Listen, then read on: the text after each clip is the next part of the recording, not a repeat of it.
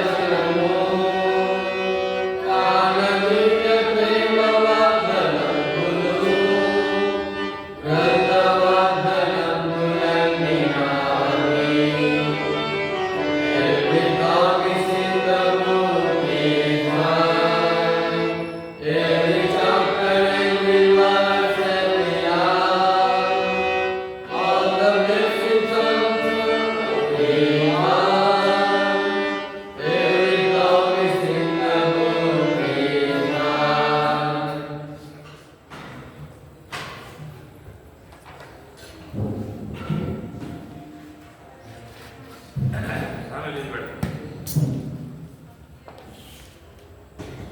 ఈ పక్కకు పెట్టి స్నానం.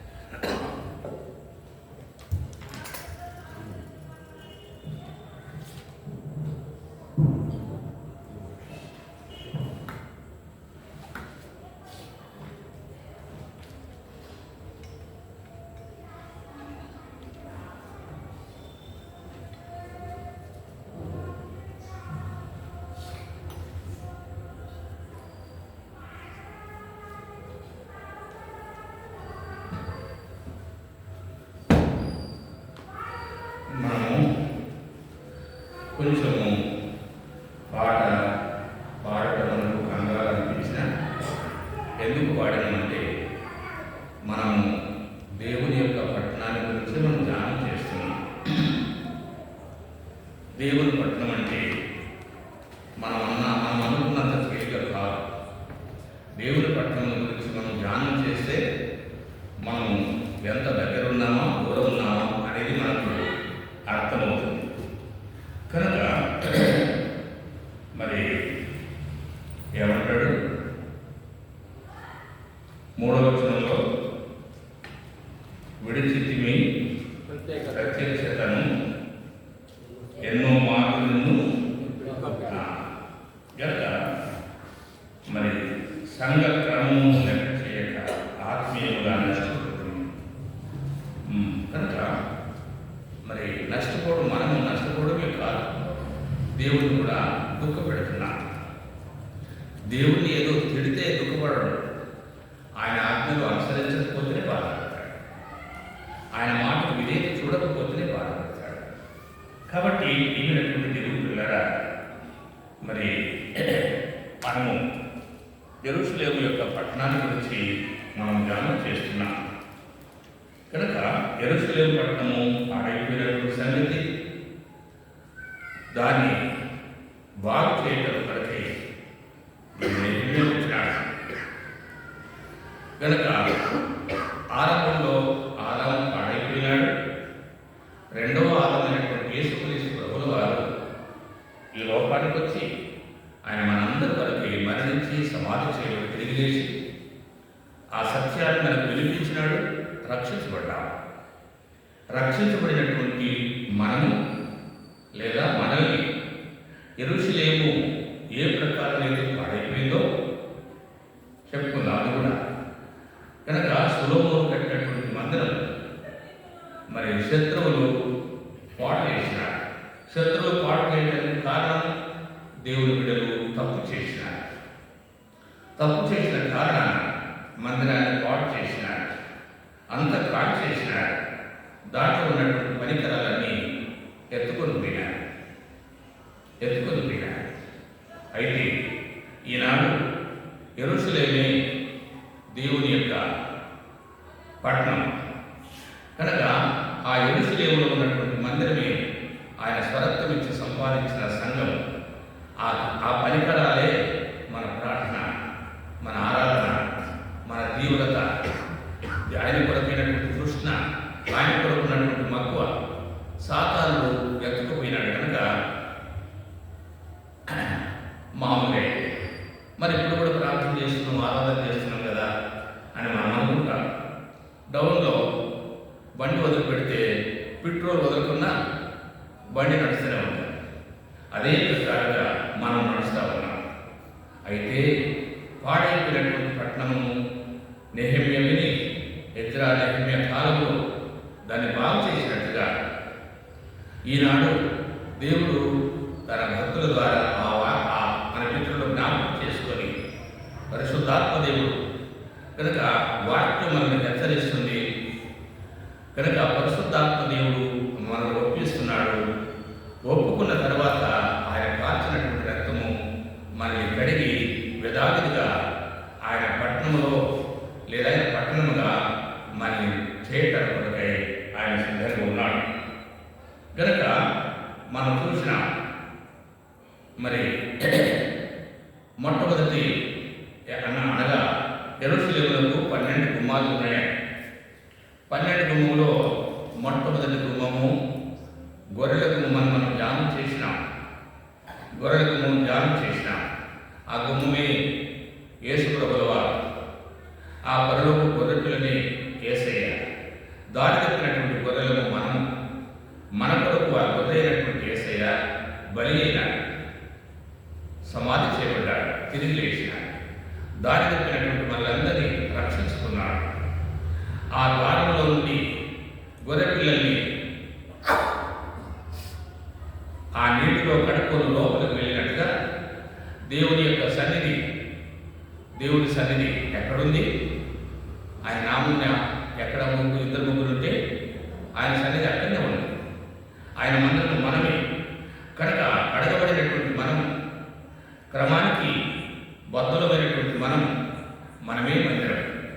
మందిరం మనమైతే ఆ గొర్రె పిల్లను కడుక్కున్నట్టుగా మన శరీరానికి, మన ఆత్మకు కలిగినటువంటి కల్మషాన్ని కడుక్కొని ఆయన సన్నిధిలో ఉండడానికి, ఆయన స్తుతించడానికి, ఆయన ఆరాధించడానికి, ప్రార్థన చేయడానికి, చెప్పినటువంటి మాటలు చక్కగా అర్థం చేసుకోవడానికి మనం ఆ ప్రకారంగా ఉంటాం.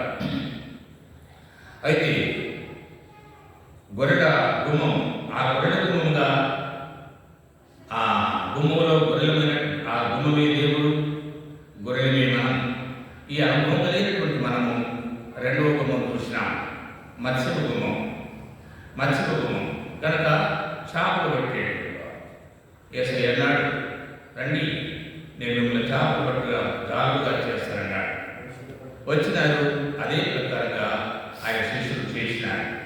ఈనాడు నేను చేపలైనటువంటి వ్యక్తులను మనం పట్టుకునేటువంటి వారముగా ఉండాలని జ్ఞాపకం చేసినాడు. చేపలు పట్టుకునేది 3 రకాలుగా పట్టుకుంటారు. ఒకటి సముద్రంలో వలలు వేస్తారు. రెండవది చిన్న జాలితో ఉంటుంది, త్రికోలంలో క్రింద వల ఉంటుంది. ఆ దాన్ని బట్టి ఆ చేపలు పడతారు. మూడవది గాలితో పడతారు. అయితే సముద్రని లోకం మరి ఆ వల ఏంటని సభలు స్పెషల్ మీటింగ్. త్రికోలంలో ఉన్నటువంటి వల దరిపట్ట చేపలు పట్టినట్టుగా అక్కడక్కడ వ్యక్తిగతంగా పట్టేటువంటి వారు, చిన్న చిన్న బిడ్డలు పెట్టుకుని పట్టేటువంటి వారు. గాలం ఇండివిజువల్గా ఒక వ్యక్తిని పట్టుకొని ఆయన సువార్త చెప్పి, ఆ బిడ్డకు సువార్త చెప్పి దేవుడి మందిరానికి నడిపించేది. ఈ ప్రకారంగా 3 రకాలుగా మనము చేపలు పట్టేటువంటి వ్యక్తులముగా మన దేవుడు మనం చేసినాడు. మూడవది పాతకము మనం చూసినాం. మన దేవుడు ఇప్పటి దేవుడు కాదు, ఎప్పటి నుంచో ఉన్నాడు. ఆయన పురాతన కాలం నుంచి ఉన్నటువంటి దేవుడు. చాలామంది ఏమనుకుంటారంటే క్రీస్తు శకము 2024 అప్పటి నుంచే కదా యేసు ప్రభువు వారు ఉన్నది. అవును, అంతకుముందు పరోక్షంగా ఉన్నాడు. కాలం సంపూర్ణమైనప్పుడు ప్రత్యక్షంగా ఈ లోకానికి వచ్చినాడు. ఆయన 33.5 సంవత్సరాలు బ్రతికి లోకంలో ప్రాణం పెట్టి సమాజం నుంచి తిరిగి లేచి అందరికీ కనిపించి ఆరోహణమైపోయినాడు. ఆయన వెళ్ళి పరిశుద్ధాత్మ దేవుని భూలోకంలో పంపించినాడు. అది 50 దినముల పండుగ. ఇప్పుడు పరిశుద్ధాత్మ దేవుడు పరోక్షంగా మన మధ్యలో కార్యం చేస్తున్నాడు. మనం వింటే సంతోషపడుతున్నాడు, మనం వినకపోతే దేవుడు దుఃఖపడుతున్నాడు. కనుక ఆ దుఃఖము ఆత్మకు మాత్రమే తెలుసు, నిన్ను నడిపించేటువంటి నాయకుడికి మాత్రమే తెలుసు. మనకు గుర్తించినటువంటి ఆ జగత్రక్షకుడికి తెలుసు. ఆయనకు తెలుసు, నడిపించేటువంటి నాయకుడికి తెలుసు, నీలో ఉన్నటువంటి ఆత్మకు తెలుసు. కాబట్టి ఆయన దుఃఖపరుచుకుండగా సామెతలు 10వ అధ్యాయం 10వ వచనం మొదటి భాగం 10వ వచనంలో చెప్పినట్టుగా ఆయన సంతోషపరచుతానికి దేవుడు మనల్ని రక్షించుకున్నాడు. తర్వాత 4వ గుమ్మం నెహెమీయా గ్రంథము 3వ అధ్యాయం 13వ వచనం. లోయ ద్వారములో అనువులను జనోవా కాపురస్తులను బాగు చేసి కట్టిన తరువాత దానికి తలుపులను తాళములను గడియలను అమర్చిరి. సార్ ప్రేమ కలిగిన మా పరుడు తల్లి, మరి ఈ లోయద్వారం గురించి జ్ఞానం చేస్తుండగా సహాయం చేసి తోడుగా ఉండమని యేసుక్రీస్తు నామమున ప్రార్థిస్తున్నాము తండ్రి. కనుక ప్రియమైనటువంటి దేవుని పిల్లగా ఇది నాలుగవ లోయద్వారం. కనుక అనగా లోయద్వారం అనగా మరి దీనత్వాన్ని చూపిస్తూ ఉంటుంది, దీనత్వాన్ని చూపిస్తుంది. మత్తయి సువార్త 11:28 ఏమన్నాడు?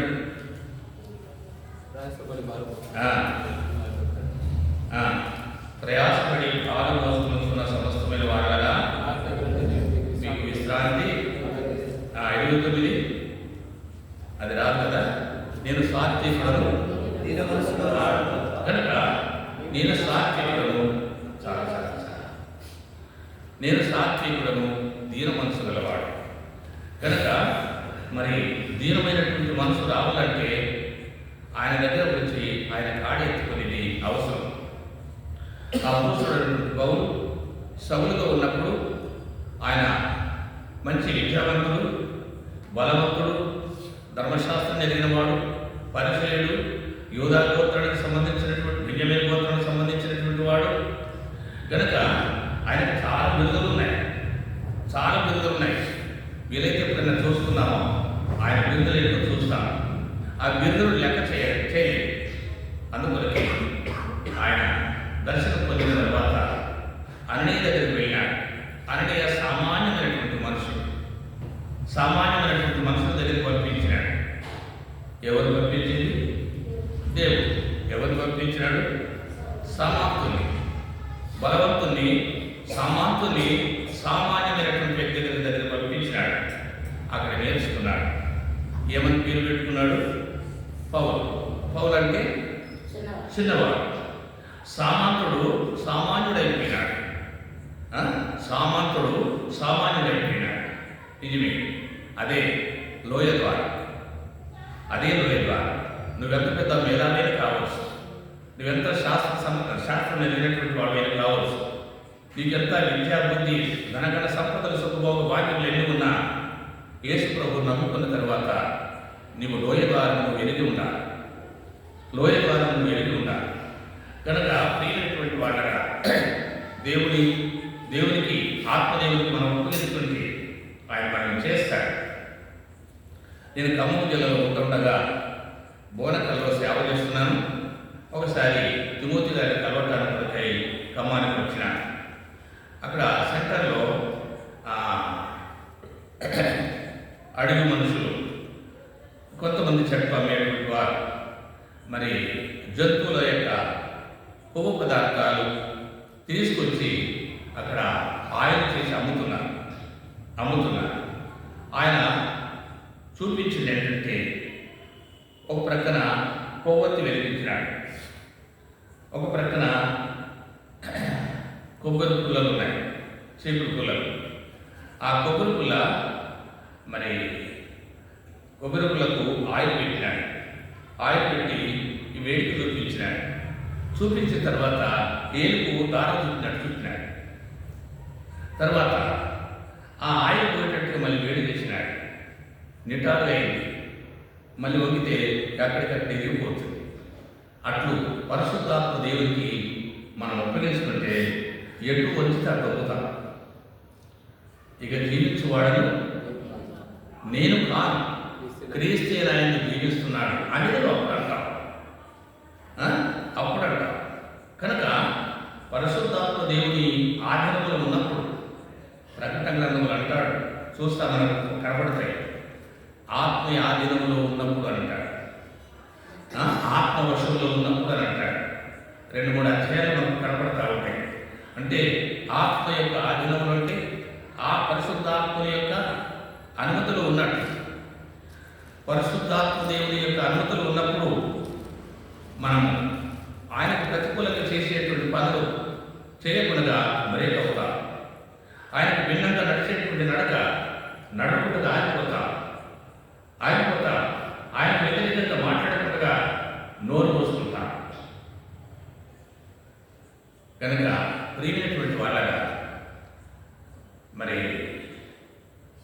ఒక సేవకుడు భక్సింగన్నతో ఒక సేవకుడు చిన్నప్పుడు చిన్న పిల్లోడుగా ఉన్నప్పుడు వాళ్ళ తండ్రి భక్సింగన్న దగ్గర ప్రార్థన చేయించుకున్నాడట. ప్రార్థన చేసుకుంటూ భక్సింగన్న అతని మీద చేపెట్టి ప్రార్థన చేసిందంట. రాబోయే దేవుడి గొప్ప సేవకుడు అవుతాడని ప్రార్థన చేసినాడు. తర్వాత ఇతడు పెరుగుతూ ఉంటే ఆయన ప్రార్థన చేసింది కానీ ఎప్పుడో అనుకుంటే టైం వచ్చింది, ఈయన సేవకు వెళ్ళిపోయినాడు. భక్సింగ్ గారే ఆయన పెళ్లి చేసినాడు. కనుక భక్సింగ్ గారు ట్రాన్స్లేషన్ చేసుకోవడానికి అతను నిలబెట్టుకున్నాడు. ఆయన పేరు నాకు రావట్లేదు, పూజం ఏదో ఉంటుంది కనుక. అయితే మన సాహసంలో కొంత వ్యతిరేకత వచ్చిందంట, ఓర్చుకోలేదు. అప్పుడు ఆయన సపరేట్ అయ్యాడు, దిక్కుదోచుకుంటాడు. ఎక్కడ పోవాలో తెలియకుండా ఆయన వెళ్ళేటప్పుడు భక్సింగ్ గారు చెప్పిందంట, నీకేదైనా అక్కర ఉంటే మనుషులకు నీ అక్కర చెప్పుకోవద్దు, మనుషులకు నీ అక్కర చెప్పుకోవద్దన్నమాట. కనుక మరి అలాంటి మాటలు వినప్పుడు ఆయనకు ఆశ్చర్యకరంగా ఉన్నాయి. ఇంకా రెండు మాటలు చాలా బాగుంటాయి. కనుక ఒకటి అక్కర చెప్పుకో అంటే భక్సింగ్ అన్నకు దేవుడు అనుమతించిన మాట కాదు. కనుక అక్కడ చెప్పుకోవద్దండి. ఆ ప్రకారంగా ఎలాంటి పరిస్థితి అయినా, ఉపవాసం ఉన్నా, ఏది ఉన్నా ఆయన అక్కడను ఎవరు కూడా చెప్పుకోకుండా దేవుని మీద ఆధారపడ్డాడు. ఇందాక మొదలుపెట్టినప్పుడు గుర్తుంది కదా, మళ్ళీ మర్చిపోయినాను, వీలైతే మళ్ళీ చెప్తాడు. కనుక ప్రియమైనటువంటి దేవుడి పిల్లరా, ఆ ప్రకారంగా ఆయన సేవ పిలిచినప్పుడు తల్లి సంతోషపడ్డాడు.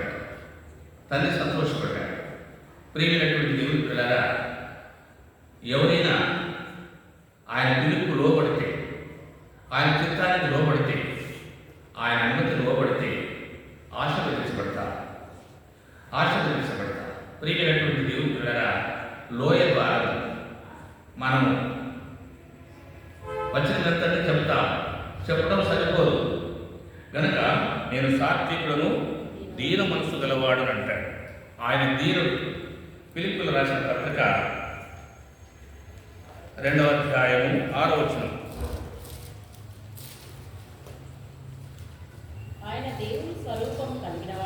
ఆయన దేవుని స్వరూపం కలిగిన వాడుగా ఉండి దేవునితో సమానముగా ఉండుట విడిచిపెట్టకూడని భాగ్యమని ఎంచుకొనలేదు కానీ మనుషుల పోలికగా ఉండి మనుషుడు చాలా నీచమైనటువంటి వాడు. మనుషుడు ఏమిటి పనికిరానటువంటి వాడు. అయితే అందులో దాసుడు అంటాడు. మనుషులే తప్పు అనుకుంటే మనుషులకు దాసుడు. దేవాది దేవుడు మనుషుడుగా జన్మించినాడు, దాసుడుగా జీవించినాడు. ప్రియమైనటువంటి వాళ్ళగా దాసులు యజమానులు చెప్పినటువంటి పని చేసే, దాసులు సొంత ఇష్టాన్ని నెరవేర్చుకోవడానికి అనుమతి ఉండేది కాదు. కనుక 22 కీర్తన 6వ వచనంలో అంటాడు చూడండి, మనుషులు అనేటువంటి దానికి అక్కడ ఇంకొక బాగుంటాడు. మళ్ళీ చూసారా, చాలు గమనించాలి. ప్రతి పదము మన మనసులో పడేసుకోవాలి. మనుషులే తక్కువ అంటే దాసుడు అన్నాడు. దాసుని ఇంకొక రకంగా పోల్చినాడు. ఇక్కడ చెప్తున్నాడు, పురుగునంటాడు. నలిపితే పోతుంది కనుక. అంటే దేవుడి నుండి ఎంత తగ్గించుకున్నాడో మనకు ఆ పదంలో కనపడతా ఉంటుంది. ప్రియమైనటువంటి దేవుడి పిల్లరా, ఈ ప్రకారంగా చదవండి మరలా. దాసుని స్వరూపమును ధరించుకొని నన్ను తానే రిక్తునిగా చేసుకొనెను. కనుక రిక్తులుగా చేసుకున్నాడు. అంటే రిక్తుడు అంటే ఏమీ లేనివాడు, అంటే అన్ని కలిగి కూడా ఏమి లేనివాడు అయినాడు. ఆమె అన్నది కదా నయోమి, నేను సమృద్ధి గల దానిగా వెళ్ళాను, రిక్తురాలుగా. కాబట్టి ప్రియమైనటువంటి వాళ్ళగా ఈ ప్రకారంగా చేయబడ్డారు. కనుక తర్వాత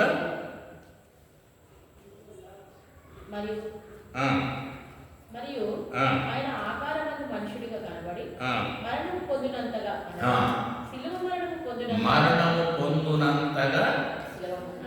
అనగా చాలు. ఇప్పుడు మరణం అన్నాడు. మరణం అంటే అమ్మా, మరణం అంటే తెలియదు. మరణం అంటే చనిపోవడం అంటే సరిపోతుంది కదా. మరణము అనగా అన్నాడు, అనగంటే శిలువ మరణం. మరణం పొందునంతగా అంటే సరిపోయింది. మళ్ళీ అక్కడ అనగా శిలువ మరణం. శిలువ మరణము చాలా భయంకరమైనటువంటిది, చాలా నీచమైనటువంటిది. కనుక ఆ కాలంలో 3 రకాల మరణాలు ఉన్నాయి. 3 రకాలుగా తప్పు చేసినటువంటి వారిని చంపడానికి అపోస్తల కార్యములు 12వ అధ్యాయము యాకోబు దేనితో చంపినాడు? ఖడ్గంతో చంపినాడు.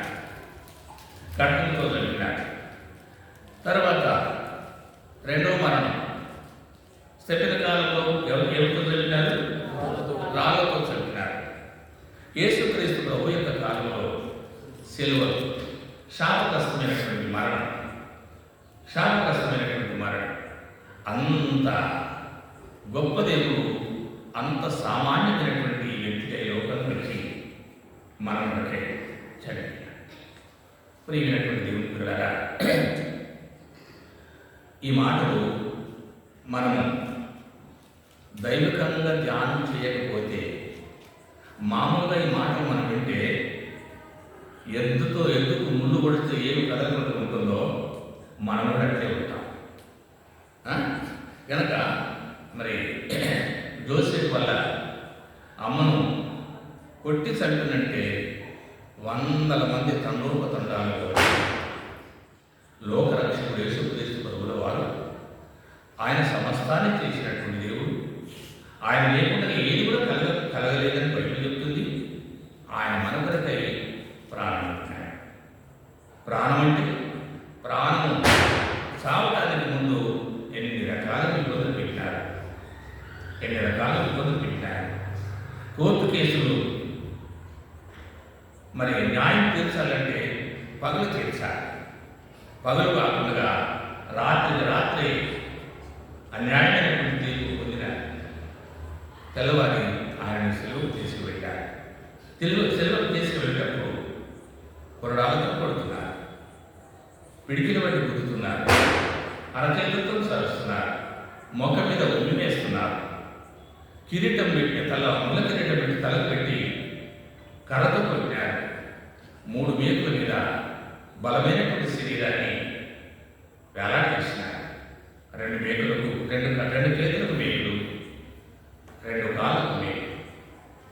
ఆ మేకులు 3 మేకుల మీద వేలాడబడ్డాడు. ఇంత శాపగ్రస్తమైనటువంటి మరణం దేవుడు మన కొరకే పొందినాడు. నేను ఆరంభంలో యేసు ప్రభు నమ్ముకుని సెలవుగా తల్లికి వచ్చినప్పుడు బల్లలో పాల్గొన్నప్పుడు సిలువలో బలి అయిన దేవుని గొర్రె పిల్ల అనే పాట పాడించేవారు కాదు. ఎందుకు? ఆ రొట్టె ద్రాక్షరసం తీసుకున్నప్పుడు ఆయన క్షణంలో నువ్వు రొట్టె తీసుకుని నోట్లు వేసుకుంటున్నావు. ఆ వాతావరణం అంతా ఆయన జన్మించింది, ఆయన జీవించింది, ఆయన చేసిన మేలు, ఆయన పొందిన శ్రమలు, మరణించినటువంటి మరణం, సెలవులు చేసినటువంటి కేకలు, అవన్నీ గుర్తు చేసుకుని ఏడ్చేటువంటి టైం. నువ్వు ఎట్లా పాట పడతా? ఆచరణలో పాడతావా అని చెప్పేవాడు. నాకు ఎప్పటికీ అదే ఉంది. కొంతమంది పాడతారు, నేను కలిపి పాడటానికి నాకు ఇష్టం ఉండదు. నిజమే. ఎందుకంటే నీవు ఆచారం కొరకు పాడుతున్నావేమో, అదే టైంలో పాడాలా, ఇంకో టైంలో పాడకూడదు ఆ పాట. కాబట్టి ఆయన మన కొరకు అంత ఘోరమైనటువంటి మరణం అనుభవించినాడు. మరి లోయ ద్వారము దేని కొరకు అంటే నమ్ముకున్నావు కదా, ఆయన నా కొరకు చనిపోయి సమాధి చేయబడి తిరిగి లేచినాడు, నా పాపమును క్షమించినాడు, ఆయన రక్తంతో నన్ను కడిగినాడు. సరిపోయిందా? కాదు. నీవు దీనులను ఉండేది అవసరం. మనల్ని మనం ఏమంటాడు? 1 పేతురు 5వ అధ్యాయం 8వ వచనం. నిబ్బరమైన బుద్ధి గలవారై మెలకువగా ఉండుడి. మీ విరోధి అయిన అపవాది గర్జించు సింహం వలె ఎవరిని మృంగుదునా అని వెతుకుతూ తిరుగుచున్నాడు. తర్వాత లోకమందున్న 7వ వచనం. ఆయన మిమ్మల్ని గురించి చింతించుచున్నాడు కనుక మీ చింత యావత్తు ఆయన మీద వేయండి. అహంకారం ఎదురికి అన్నమాట. దేవుడు తన తగిన సమయంలో నిర్ణయించినట్లు ఆయన అహంకారులను ఎదిరించి దీనులకు కృపను అనుగ్రహించాడు. ఆ కృప నీవు కలిగి ఉండాలంటే దీనత్వం కనుక లేనటువంటి వాళ్ళగా అప్పటికప్పుడు మనం మాటలు మార్చుకొని కోతి దండాలు పెడితే దీనత్వం కాదు. ఎవరున్నా ఎవరు లేకపోయినా ఎప్పుడు చూసినా దీనత్వం అనేది కనిపిస్తాను. ప్రియమైనటువంటి దేవుని పిల్లరా, అపోస్తల కార్యములు 10వ అధ్యాయం 5వ వచనం. ఇప్పుడు నీవు 30 మనుషులను పంపి పేతురు అను మారు పేరు గల సీమోనును పిలిపించు. అతడు సముద్రపు దరిననున్న సీమోను ఒక చర్మకారుని ఇంట దిగి ఉన్నాడని అతనితో చెప్పారు. సరే, అంటే ఇందాక ప్రభువు నెరిగిన సంగతి, తెలుసుకున్న సంగతి, అంటే ఇప్పుడు ప్రార్థన చేస్తున్నాడు, దాన ధర్మాలు చేస్తున్నాడు, కానీ దేవుని బిడ్డ అయితే కాదు. కనుక దేవుడిని తెలుసుకోవాలంటే పేతురు రప్పించుకున్నాడు. పేతురు వచ్చినాడు, ఇందాక నేను చెప్పినటువంటి ఆయన మరణం గురించి చెప్పినాడు. ఆయన ప్రభువును నమ్ముకున్నాడు. ప్రియమైనటువంటి వాళ్ళగా అట్లే మనం కూడా దేవుని నమ్ముకున్నాం. తర్వాత ఇందాక మనం చూసిన దాసుల రూపం అనేటువంటి దానికి మార్కు సువార్త 10వ అధ్యాయము 45. మార్కు 10:45.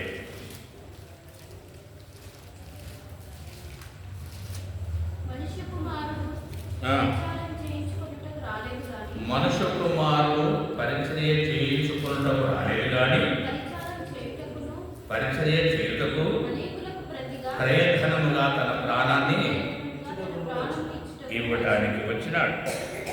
ప్రియమైనటువంటి వారులరా, ఆయన మన కొరకై ప్రాణాన్ని ఇవ్వటానికి కొరకు వచ్చినాడు. ఆయన రిక్తుడుగా చేయబడ్డాడు. కనుక ప్రియమైనటువంటి వారులరా, రిక్తుడుగా చేయబడ్డాడు.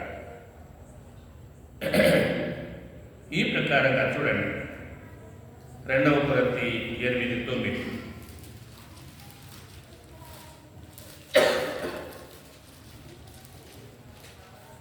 మీరు మన ప్రభువైన యేసుక్రీస్తు కృపను ఎరుగుదురు కదా. ఆయన ధనవంతుడై ఉండి మీరు మన దారిద్ర్యం వలన ధనవంతులు కావాలని మీ నిమిత్తము దరిద్రుడాయన. అంటే ఏమి లేని వాడుగా వచ్చినాడు. ఏమి లేని వాడుగా ఆయన ఈ ప్రకారం చేయబడ్డాడు. ప్రియమైనటువంటి వాళ్ళగా ఆయన రిక్తుడుగా మనకు చేయబడ్డాడు. తర్వాత ఇందాక మనం చూసిన ఆయన విధేయతను చూపించినాడు. ఎప్పటి వరకు? లూకా సువార్త 23:4.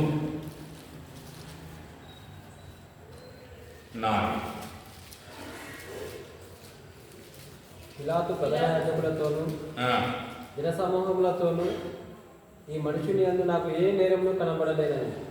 కనుక చూసారా 15 రోజులు ఏ రోజు కూడా కనబడలేదు. ఏ రోజు అతని మా యుద్ధకు తిరిగి పంపేది కాదా? ఇదిగో మరణమునకు తగినది ఇతడు చేయలేదు. మరణానికి తగింది ఏది కూడా లేదు. 22 మూడవ మారు ఇతడు ఏ దుష్కార్యం చేశాను? ఇతని యందు మరణమునకు తగిన ఏ నేరము నాకు అగపడలేదు. కాబట్టి ఈ ప్రకారంగా ఏమీ లేదు. అయితే మరణం పొందినంతగా తగ్గించుకున్నాడు. కనుక ప్రియమైనటువంటి దేవుని పిల్లరా, ఆయన మన కొరకు ఈ ప్రకారంగా చేయబడ్డాడు. మరణం పొందినంతగా, శిలువ మరణం పొందినంతగా మన కొరకే ఆయన తగ్గించుకున్నాడు. చూడండి, ఎఫెసీయులకు రాసిన పత్రిక 3వ అధ్యాయం 11వ వచనం. 3:11. దేవుడు మన ప్రభువైన క్రీస్తు యేసునందు చేసిన నిత్య సంకల్పము చొప్పున పరలోకములో ప్రధానులకును అధికారులకును సంఘము ద్వారా తన యొక్క నానా విధమైన జ్ఞానము ఇప్పుడు తెలియబడవలనని ఉద్దేశించి శోధింప సత్యము కాని క్రీస్తు ఐశ్వర్యమును అన్ని జనులలో ప్రకటించుటకును సమస్తమును సృష్టించిన దేవుని యందు పూర్వకాలము నుండి మరుగై ఉన్న ఆ మర్మమును కూర్చిన ఏర్పాటు ఎట్టిలో అందరికీ తేటపరచుటకును పరిశుద్ధులందరిలో మరి 9-10 వచనాలు.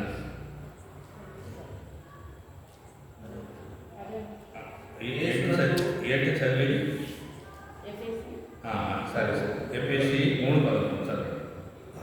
యేసునందు చేసిన నిత్య సంకల్పము చొప్పున పరలోకములో ప్రధానులకును అధికారులకును సంఘము ద్వారా తన యొక్క నానా విధమైన జ్ఞానం ఇప్పుడు తెలియబడవలని ఉద్దేశించి శోధింప శక్యము కాని క్రీస్తు ఐశ్వర్యమును అన్ని జనులలో ప్రకటించుటకును సమస్తమును సృష్టించిన దేవుని యందు పూర్వకాలము నుండి మరుగై ఉన్న ఆ మర్మమును గూర్చిన ఏర్పాటు ఎట్టిలో అందరికీ తేటపరచుటకు పరిశుద్ధులందరిలో అత్యల్పుడైన నాకు ఈ కృప అనుగ్రహించి.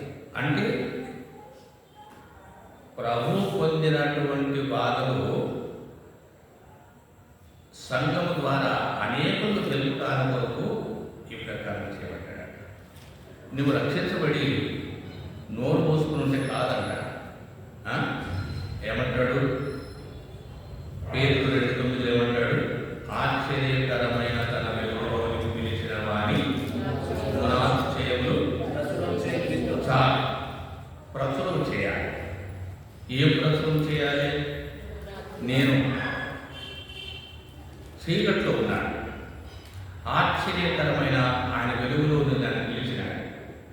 ఆ వెలుగు ఎప్పుడైతే వచ్చిందో చీకటికి సంబంధించినటువంటి లక్షణాలన్నీ పోయాయి, చీకటికి సంబంధించినటువంటి గుణాలన్నీ పోయినవి అని ప్రచురం చేయడమే మన పని.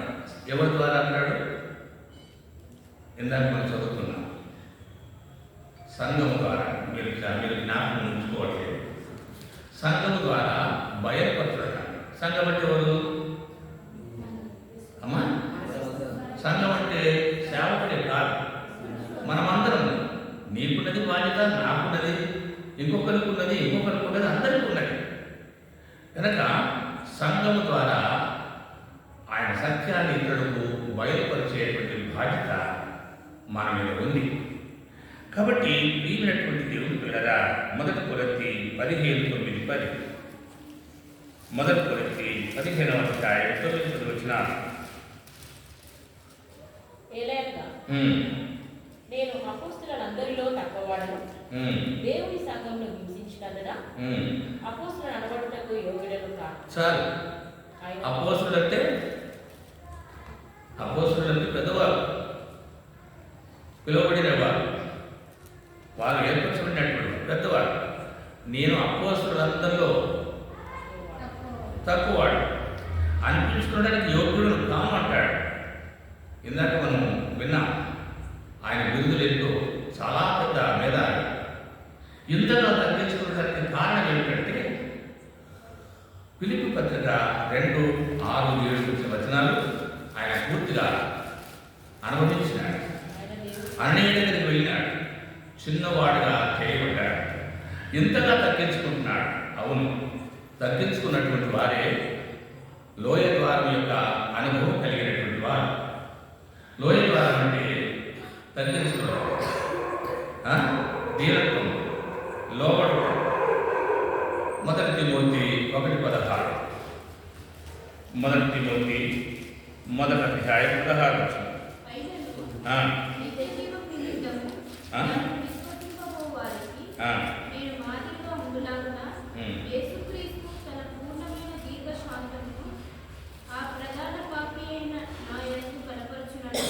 కనుక ప్రధాన పాపిని అని అంటాడు. సంఘాన్ని పాడు చేసినందున పాపిని అని అంటున్నాడు. సంఘాన్ని పాడు చేసిన ప్రధాన పాపిని, నేనే ప్రధాన పాపిని అంటాడు. సంఘం అంటే ఎవరు? దేవుని బిడ్డలు. దేవుని బిడ్డల్ని నువ్వు ఏలు పెట్టి చూపించడం, ఏలు పెట్టి తీర్పు తీర్చడం, ఏలు పెట్టి నిందించడం మన వద్దు. నీకు చేతనైతే బుద్ధి చెప్పు, చేత కాకపోతే ప్రార్థన చేయి. నీకు సంబంధించినటువంటి వ్యక్తులు ఎవరన్నా ఉంటే వారి కొరకు ప్రార్థన చేయి. అది కూడా లేకపోతే బుద్ధిమంతుడు ఊరుకున్నాడు. ఆమోసుకున్నాడు అంటాడు. బుద్ధిమంతుడు ఊరుకున్నాడు. ఎందుకు ఊరుకోవాలి? బురద మీద రాయిస్తే మీద పడుతుంది. కనుక బుద్ధిమంతుడు బుద్ధిహీనులకు బుద్ధి చెప్తే వినదు కాబట్టి బుద్ధిమంతుడు ఊరుకోవాలంట. కనుక ఊరుకోకుండా, నువ్వు ప్రార్థన చేయకుండా భూతద్దం పెట్టి ఎవరికి చూపించకూడదు. గమనించండి, సమయంలో ఎక్కడున్నాడు? పిల్ల వయసులో ఉన్నాడు. అయ్యా, ఏలి దగ్గర ఎవరున్నారు? ఏలి కొడుకులు ఎట్లున్నారు? దుర్మార్గులు ఉన్నారు, దుర్మార్గులుగా ఉన్నారు, కామంతో ఉన్నారు, భక్తులను పాడు చేసినారు, దేవుడి బిడ్డలు తెచ్చే సొమ్ము తిని బాగా కొవ్వు పెట్టుకొని వలిసినారు. అయితే ఓపెనింగ్ ఈయన గురించి సమయాలు ఎవరికి చెప్పలేదు. మనమైతే పని కట్టుకొని పోయి చెప్తాం, ఏమని? దేవధర్మం ఇట్లున్నాడు, అట్లున్నాడు. సరే, మీరు చెప్తారు కాదు అంటే నీవే కాదు, ఎపిఎస్సి మందిరంలో ఉన్నటువంటి వాళ్ళు కానీ నేను కూడా చెప్పకూడదు. నా బిడ్డలు ఎవరైనా చెప్పిపోతే ఇంటింటికి దగ్గర చెప్తున్నా, నా బిడ్డ ఎట్లా అయిపోయింది, నా కొడుకు ఇట్లా అయిపోయింది. అట్లే దేవుని బిడ్డలు నీ బిడ్డలు, దేవుని బిడ్డలు నా బిడ్డలు. కాబట్టి మనం ఈయనంటాడు ప్రధాన పాపిని నేనే అంటాడు. కనుక సంఘాన్ని పాడు చేసిన సంఘంలో ఉన్నటువంటి వ్యక్తుల్ని మనం కదిలించకూడదు. బుద్ధి చెప్పుతామని కొరకే కథలు తప్ప వేరే రూపం కదిలించడానికి వెళ్ళి పాత నిబంధనలు అంటాడు, మందసాన్ని తెరిచి చూడకూడదు అంటాడు. మందసాన్ని తెరిస్తే చచ్చిపోతారు. ఆ మందసమే యేసు ప్రభులవారు. యేసు ప్రభువుల్లో దాచబడినటువంటి వాడు దేవుని బిడ్డ. దేవుని బిడ్డల గురించి నీవు ఈ ప్రకారంగా తెలిసి చూడకూడదు. పలానా రోజు ఇట్లా, పలానా రోజు ఇట్లా, ఇంకో రోజు ఇట్లా అని తెలిసి చూడకూడదు అంట. కాబట్టి తెలిసి చూస్తే వాళ్ళని మనం బ్లేమ్ చేస్తే దేవుని దగ్గర మనకు నష్టం. మనం అనుకుంటాం, ఏమనుకుంటాం? ఇజుకి ఏమన్నాడు? రోగం ఉన్నప్పుడు యెషయా ఏమన్నాడు? నీ ఇల్లు బాగు చేసుకోవాలి, నువ్వు చచ్చిపోతావు, నీ ఇల్లు బాగు చేసుకోమంటే బాధపడ్డాడు. తర్వాత ప్రార్థన చేసుకున్నాడు, దేవుడు ఆయుష్ ప్రకటించినాడు. యెషయా వచ్చి ఆ అందరూ పళ్ళ ముద్ద పెడితే, కుండ మీద పెడితే తగ్గిపోయింది. ఈలోగా బబులో నుండి వాళ్ళు వచ్చినారు హిజ్కియా దగ్గర, అయ్యా నువ్వు బాగా పట్ట ఆంధ్రప్రదేశ్ వచ్చినా అని వస్తే అన్నీ చూపించినాడు. ఇది నా పడక గది, ఇది ధన సంపదల ఉండేది, ఇది ఫలాన్ని, ఇది మొత్తం చూపించినట్ట. వాడు వెళ్ళిపోయిన తర్వాత యెషయా వచ్చినాడు. యెషయా వచ్చిన తర్వాత అన్నాడు, ఎవరిని ఎదురుకు వచ్చిందంటే ఫలాని వాళ్ళు వచ్చినారు అన్నాడు. ఏమి చూపించినామంటే అంతా చూపించిన అన్నాడు. అంతా చూపించినంటే సేవకుడు ఏమన్నాడంటే అంత చూపించినాం కదా, రేపు వస్తాడు నీ ఇంట్లోది ఏది కూడా మిగిలిన అంత తీసుకెళ్తాడు అన్నాడు. ఇసుకే ఏమంటాడు, నా కాలంలో జరగబోతు చాలు అన్నాడు. అర్థమైంది, నేను మంచిగుంటే చాలు, నా పిల్లలు ఏమనగా అని అన్నాడు. అయితే అది కాదు కదా. నేను ఎందుకు అనుకుంటున్నానంటే నీ కాలంలో మనం చేసే పొరపాట్లకు మన కాలంలో ఏం జరగకపోవచ్చు, మన పిల్లలకు తర్వాత వారి పిల్లలకు ఇలాంటి దోషం అంటకుండా ఉండాలంటే మన నోటికి కళ్ళెం పెట్టుకోవాలి. కళ్ళెం అంటే వాక్యం, వాక్యం అంటే ఆజ్ఞ. కనుక అనుకూలమైన బట్టి, అవసరాన్ని బట్టి అనుకూలమైనటువంటి మాటలే చెప్పాలి, పలకాలి. కాబట్టి వీలైనటువంటి వాళ్ళగా ఏమంటాడంటే ప్రధాన పాఠం ఎందుకు సంఘాన్ని హింసించిన సంఘం అంటే దేవుడి బిడ్డలు తెరువు, నేను పోవటానికి వెళ్ళే ఎవడైనా పోయినా పోతే పోని, ఎవరన్నా చదివి వాడే కాలం మనకైతే అవసరం లేదు. కాబట్టి వీలైనటువంటి వాళ్ళగా ఈ ప్రకారంగా ప్రధాన పాపిని అని అంటాడు, సంఘాన్ని పాడు చేసిన అంటాడు. కనుక మరి ఈ ప్రకారంగా దేవుని వాక్యంలో చూస్తున్నాం. చదవండి ఒకసారి మళ్ళా. తిమోతి 1:16. ఆయనను నిత్య జీవం నిమిత్తము తను విశ్వసింపబోవు వారికి నేను మాదిరిగా ఉండులాగున యేసుక్రీస్తు తన పూర్ణమైన దీర్ఘ శాంతము ఆ ప్రధాన పాపి అయిన నాయందు కనపరిచినట్లు నేను కనికరింపబడింది. కనుక కనికరించబడ్డాడంటాడు. ప్రియమైనటువంటి దేవుని పిల్లరా, మనం దేవుడు కాబట్టి అవసరం. చూడండి కీర్తనలు 34:6.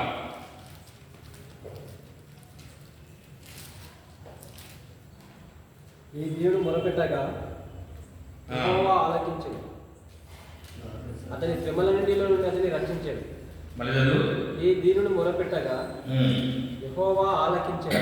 సార్ డిఎల్ మోడీ గారు అమెరికాలో సభలో వర్తమానం ఇస్తున్నారు.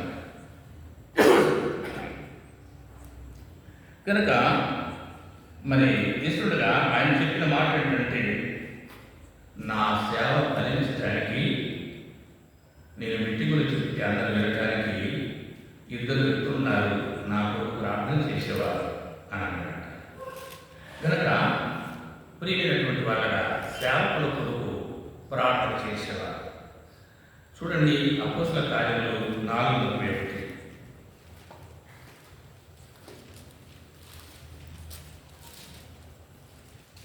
వారు ప్రార్థన చేయగానే వారు కూడి ఉన్న చోటు గమనించారు. అప్పుడు వారందరూ పరిశుద్ధాత్మతో నిండిన వారై దేవుని వాక్యము ధైర్యముగా బోధించారు. కనుక ఇంకో దగ్గర పౌలు అంటాడు, నేను ఆ వాక్ శక్తి నాకు అనుగ్రహించబడటం వరకు నా కొరకు ప్రార్థన చేయండి అని అంటాడు. అంటే దేవుని సేవకుల కొరకు దేవుని బిడ్డలు ప్రార్థన చేస్తారు. ఎవరు దేవుని బిడ్డలు? ఎలాంటి వారు దేవుని బిడ్డలు? మనం అందరం దేవుని బిడ్డలే. మనం చూసుకునే లెక్క ప్రకారంగా చూస్తే ఇందాక మనం చూసిన దాని పేరేంటి? లోయ. లోయ భావం ఏంటి? తగ్గించుకోవడం, దీనత్వం. ఇందాక మనం కీర్తనలు చూసినది ఈ దీనుడు సేవకులకు ప్రార్థన చేయాలంటే ఎవరు ప్రార్థన చేసేది? దీనుడు. కనుక అందరితో నేను కూడా ప్రార్థన చేస్తున్నామంటే నీ సంతోషం కొరకు ప్రార్థన చేస్తున్నవేమో కానీ లోయ ద్వారం యొక్క అనుభవం ఎరిగి ప్రార్థన చేసే అవసరం. మనం దీనుడు కాబట్టి ప్రార్థన చేస్తే అన్నాడు కదా, ఈ దీనుడు మొదలుపెట్టగా ఆలోచిస్తాడు. ఏమని? మరి మందిర మంత్రులు, దేవతల మంత్రులు పరిచయలో వాడబడటానికి అయ్యా సాయం చేయండి అని ప్రార్థన చేస్తే నీవు లోయ ద్వారం అనుభవం కావాలి. లోయ ద్వారం అంటే తగ్గించుకున్నట, దీనత్వం. మన దేవుడు ప్రపంచాన్ని సృష్టించిన దేవుడు. నిన్ను దీనత్వంలో నడిపించడానికి ఆయన దీనుడుగా ఈ లోకానికి వచ్చినాడు. దీనుడుగా ఉన్నాడు, దీనత్వంగా ఉన్నాడు. దెబ్బలు కొడితే ఏమలేదు, తిడితే ఏమలేదు, ఎన్ని రకాల కష్టాలు పెట్టినా ఏమలేదు. పిలాతు వాళ్ళన్నారు ఇతని దగ్గర తప్పు ఏం లేదన్నారు. ఆయన ఏమి మాట్లాడకుండా మౌనంగా ఆయన దేవుడు. క్రీస్తు యేసుకు కలిగిన ఈ మనసు, దీనత్వమైనటువంటి మనసు నువ్వు కలిగి ఉండి ప్రార్థన చేస్తే అప్పుడు ఆయన విని ఈ దీనుడు మొదలుపెట్టగా కనుక ప్రార్థన చేస్తే దేవుడి సేవకులు దేవుడి పరిచయంలో వాడబడతారు. మనం వేసినటువంటి పట్టాలు ఏది కూడా ఖాళీ లేకుండా అన్నీ పడతాయి, అన్నీ పడతాయి. కనుక మరి 3 పట్టాలు వేసుకున్నాం, పట్టానికి ఇద్దరు ముగ్గురు కూర్చున్నాం. ఎందుకంటే ఏ పట్ట కూడా ఖాళీ ఉండవుతాయి. అయితే అన్ని ఫుల్లుగా కావాలంటే మనం ఈ ప్రకారంగా ప్రార్థన చేయాలి. దేవుడి సేవకు వర్తమానం ఇవ్వాలి. ఉదాహరణకి నేను వాక్యం సరిగా చెప్పలేదు అంటే ఇప్పుడు మీరేమనుకుంటారు? అంకులు వాక్యం సరిగా చెప్పడం లేదు, నిజమే. అయితే వాక్యం మంచిగా చెప్పడానికి కొరకు ప్రార్థన చేసుకోవాలి, సిద్ధపడాలి. కానీ నీ బాధ్యత కూడా ఉంది, నీ బాధ్యత కూడా ఉంది ప్రార్థన చేసే. కనుక ప్రియమైనటువంటి వాళ్ళగా మనం అట్లు యెషయా గ్రంథము 66 రండి. యెషయా గ్రంథము 66 రండి.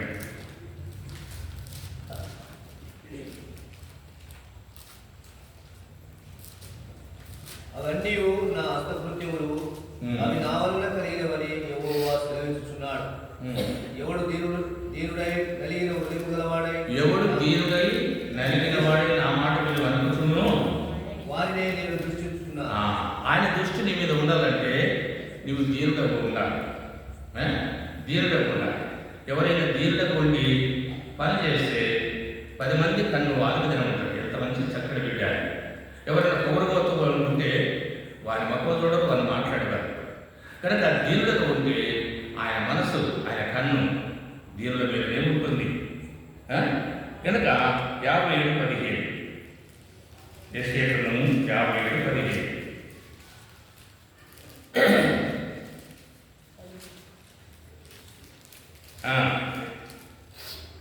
వారు లోపం వల్ల కలిగిన దోషం అయినను వినయము గల వారి ప్రాణము జీవు చేయుటకును, నలిగిన వారి ప్రాణము జీవు చేయుటకును, వినయము గల వారిను దీన మనసు గల వారిను నేను నివసించుతున్నానంట.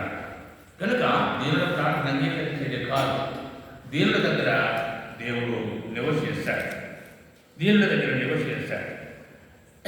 కనుక ప్రియమైనటువంటి వాళ్ళగా యాకోబు 4 యాకోబు పత్రిక 4వ అధ్యాయం 10వ వచనం.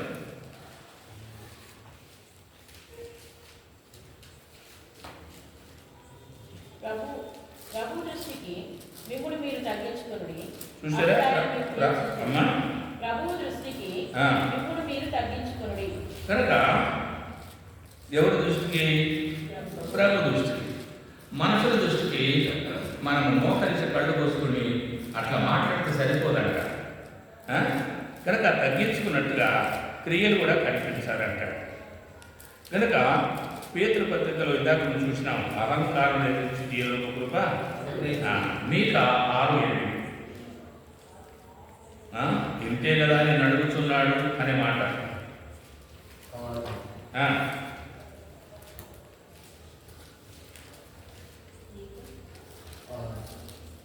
ఆమోసు 1:8 మీకా 6:8. మనుషుడా ఏది ఉత్తమమో అది నీకు తెలియబడినట్లు న్యాయముగా నడుచుకొనుటయు, కనికరమును ప్రేమించుటయు, దీన మనసు కలిగి నీ దేవుని ఎదుట ప్రవర్తించుటయు. అంతే కదా యెహోవా నిన్ను అడుగుచున్నాడు. మళ్ళీ చదువుతున్నాను. మనుషుడా ఏది ఉత్తమమో తేలికైనటువంటిది, ఏది ఉత్తమమో అది నీకు తెలియబడి ఉన్నది. న్యాయముగా నడుచుకొనుటయు, కనికరమును ప్రేమించుటయు, దీన మనసు కలిగి నీ దేవుని ఎదుట ప్రవర్తించుటయు. ఇంతే కదా యెహోవా నిన్ను అడుగుచున్నాడు. దీనుడుగా ఉంది మంచిది. దీనుడుగా ఉంది. మామిడి చెట్టు ఉన్నది. మామిడి చెట్టు అన్ని కాయలు ఉన్నాయి. మండలం ఏమైతే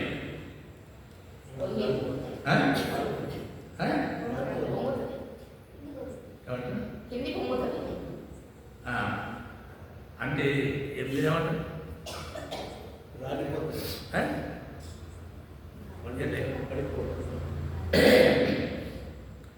సరే, కనుక అన్ని కాయలు ఉన్నాయి కనుక మండలన్నీ వంగిపోతాయి. కాయలు ఏం చెట్టు నిటారు ఉంటుంది. అలాంటి కాయలతో పండ్లతో కూడినటువంటి ఫిష్ ప్రార్థనమైతే ఎప్పటికీ వంగే ఉంటుంది. దీనత్వం చూపిస్తూ ఉంటాం. కనుక మరి తర్వాత నిందలు అవమానాలు. ఇప్పుడు కాయల చెట్టుగా రామదగలేది కాయల చెట్టుగా కాయల చెట్టుకి వాడు కొడతాడు, రాయబట్టి కొడతాడు. కాయల చెట్టు పక్కనే ఉన్నది, దానికి ఏం తిప్పలేదు. దాన్ని కొడితే మళ్ళీ కొడుతుంది. కనుక ఆ ప్రకారంగా నా నిమిత్తం జనులు మిమ్మల్ని నిందించి హింసించి మీద అబద్ధముగా చెడ్డ మాటలుగా పలుకున్నప్పుడు ఈ సంతోషము అప్పుడు వాడాలి. కనుక మంచి వంటలు కనపడుతున్నాయి, మంచి బిడ్డలు కనపడుతుంది, చాలా గమ్యంగా కనపడుతుంది. అప్పుడు ఈ సంతోషము అనే పాట రావచ్చు. కానీ ఏమి లేని టైంలో ఎక్కడ చూసిన మాటలు, ఎక్కడ చూసిన బాధలు, ఆ టైంలో పాడేది ఈ సంతోషం. మంచిగా బిర్యానీ వాసన, మటన్ వాసన, ఆ వాసన ఏ వాసన వాసన వచ్చినప్పుడు వాడేది పాట కాదు. కాబట్టి పెట్టొద్దని కాదు, తినొద్దని కాదు, కానీ భావయుక్తమైనటువంటి సంగతిని గురించి మాట్లాడుతున్నాను. ప్రారంభిస్తాను. ప్రీతండి, మీ పాదాలకు మమ్మల్ని ప్రేమించి మాకు అనుగ్రహించిన అవకాశం కొరకు స్తోత్రాలు. మీ సన్నిధి మాకు తోడుగా ఉంచి మీ దేవుడు మమ్మల్ని దయచేసి కాపాడి రోజులు పాలించి లోయ ద్వారా నుంచి నాకు చేసిన కొరకు స్తోత్రాలు. మేము చెప్తున్నట్టుగా కాకుండా అలాంటి దీనత్వం మేము కలిగి ఉంటారు. మనకి ఎప్పుడు చూపి పాలించి తోడుగా నా తల్లి మరి జోసెఫ్, నా తల్లి వీళ్ళను ఆదరించండి. కుటుంబాన్ని వారి అక్కలను సభ్యులందరూ నాన్నగారిని ధైర్యపరచండి, సహాయపడండి. రేపు స్త్రీల కొడుకులో ఇక్కడనే మరి 10:30 గంటలకు అందరూ సమావేశం కావడం సహాయపడండి. యేసుక్రీస్తు నామమున ప్రార్థిస్తున్నాం తండ్రి. తండ్రి అయిన దేవుని ప్రేమ, ప్రభువైన యేసుక్రీస్తు కృప, పరిశుద్ధాత్మ సహవాసం యుగములకు పూర్వం ఎప్పుడును సర్వయుగములకి మొదలుకొని సదాకాలం